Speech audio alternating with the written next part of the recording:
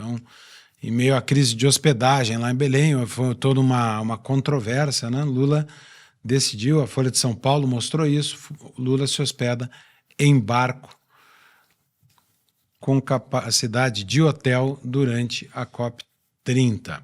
E já temos até imagens de Lula e Janja no barco, Iana 3.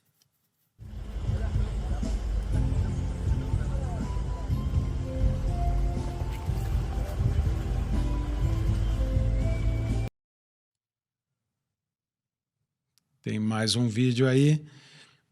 Enquanto isso, Lula decretou GLO, a garantia da lei e da ordem, ferramenta constitucional, na COP30 e não no Rio de Janeiro. Então, Lula preferiu guardar essa ferramenta constitucional, se negou a fazê-lo no Rio, houve diversas discussões a respeito para fazê-lo no Rio de Janeiro, mas no Rio não fez na COP30. Jean Turco, o que esperar dessa conferência e da presença de Lula em seu barco?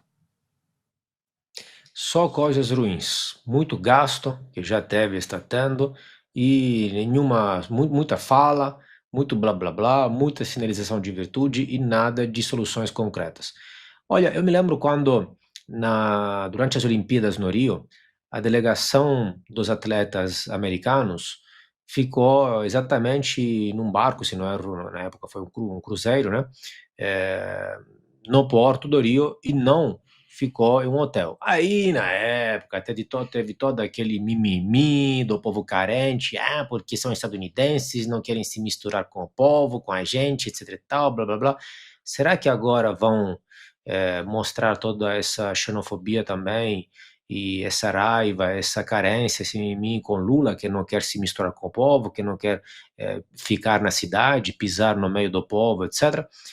Os dois lá parecem muito fofinhos, né? A lua de mel está continuando. Realmente estão conseguindo fazer um monte de viagens bacanas, interessantes, etc. Dá para postar mais fotos e colocar no álbum no final. Agora, concretamente, estamos vendo, olha, estava lendo agora mesmo uma notícia do grande jornalista Duda Teixeira, que mostra como uma nota técnica da Transparência Internacional, aquela ONG que faz o ranking de corrupção, do qual falamos muitas vezes, mostra que das 22 obras realizadas pelo governo do Pará para a COP30, só uma tem licença ambiental. É bom demais, é muito engraçado, assim, é aquilo lá. Seria cômico se não fosse trágico, né? Realmente, assim, não dá mais para acreditar nisso. Quem tem um pouco de bom senso, né?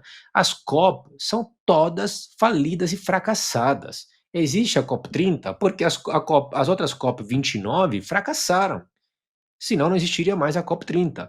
E existirá a COP31, 32, 300, 3000, porque vão fracassar todas. Na COP26, se não era no Dubai, teve mais delegados de empresas do que, na verdade, de países. Virou um balcão de negócio, é lobismo puro, é só isso. É sinalização de virtude. Se fala de greenwashing e greenwashing político. O que é greenwashing? É lavagem da imagem das empresas através de uma política falsamente verde, ambiental, para depois continuar fazendo as mesmas coisas e poluir ainda mais na verdade. Então é só fachada. Olha, e isso não é nem uma visão, de novo, porque essas coisas são taxadas de extremismo, extrema-direita, que nada. Nisso, eu tenho que concordar com Greta Thunberg. Olha o nível. Até Greta Thunberg chegou, finalmente, junto com a maioridade, talvez, chegou à conclusão da qual falamos faz décadas, que a COP é uma farsa e que não leva a nada de concreto. Nem Greta Thunberg mesmo falou, já criticou, ela não participa mais. Então, gente, veja, público, se você ainda defende e acredita na COP30, você é mais extremista que Greta Thunberg. Você é mais idealista infantil que Greta Thunberg. Acorde. Isso aqui é só farsa, fachada, e concretamente é só gasto milionário, bilionário do nosso dinheiro. E com GLO ainda por cima, né? Famoso, para quem não lembra, a GLO é a previsão do famoso artigo 142 da Constituição, que tanta polêmica já levantou aí no Brasil, né? Então, agora a COP acontece sob o artigo 142 da Constituição e com uma ausência notável, a ausência de Donald Trump. Trump não vem para o Brasil e não enviará delegação dos Estados Unidos para a COP30. Acho que acabou o clima, né? O clima de amizade que tinha pintado, né? A química que se diz que pintou uma química entre Lula e Donald Trump. Então, Luiz Felipe, Lobauer, primeiro, a ausência, né? Acabou a química e a ausência de Trump na COP, não só de Trump, mas de uma delegação americana. Desvaloriza ainda mais o evento, que já teve tantos problemas. O Jean Turco falou bem de gastos e dificuldades de infraestrutura. O Jean Turco tem toda a razão. A Conferência do Clima, a Conferência das Partes, né? Por isso que é COP, né? Conferência das Partes é uma conferência que trata do clima mundial, né? Não necessariamente de um tema ambiental ou outro específico, é o clima geral. E as últimas COPs foram em Sharm el-Sheikh, no Egito, e no Azerbaijão, em Baku, no Azerbaijão. E as maiores delegações sempre foram a dos Estados Unidos e a do Brasil, com destaque para a americana ainda no governo anterior. Mas é coisa assim, 1.200 pessoas, 1.400 pessoas. O Brasil levou 1.200 pessoas para Baku, para você ter uma ideia. Então, assim, é uma coisa assim, enorme, com gente de várias organizações, associações setoriais do Brasil, da agricultura, do meio ambiente, ONG, governo. Essa de Belém, ela já começou mal pela questão de estrutura. Depois ela perdeu ainda mais porque os Estados Unidos mudaram de governo e acabaram com esse negócio de multilateralismo e ainda com essa pauta que coloca a questão climática em questão, e tem que ser colocado mesmo, porque a gente conversava até nós dois aqui antes do programa, né?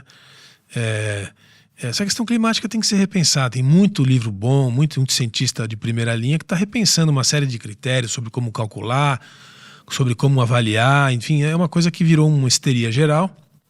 E em Belém, com a ausência americana e com a ausência de vários outros países, não é só nos Estados Unidos, mas com a ausência americana, que sempre foi uma das protagonistas, realmente perde muito em importância. O que é mais, talvez, sensível ainda é mostrar a fratura brasileira quando lida com esse tema.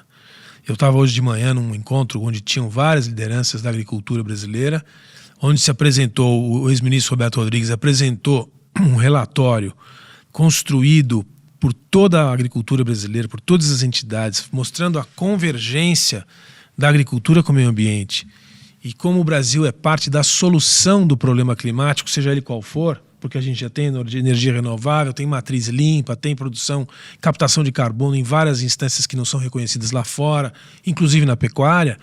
Tudo isso já estava apresentado nesse relatório, mas o próprio governo brasileiro tem dificuldade de aceitar o que está no relatório. Então a gente tem um problema existencial. Ou a gente resolve a nossa cozinha, ou não consigo nem organizar uma COP. Porque a gente não sabe até agora o que o Brasil vai falar lá. A gente tem a impressão que vai ser o discurso da senhora Marina Silva. Provavelmente vai ser contra uma boa parte do interesse produtivo brasileiro.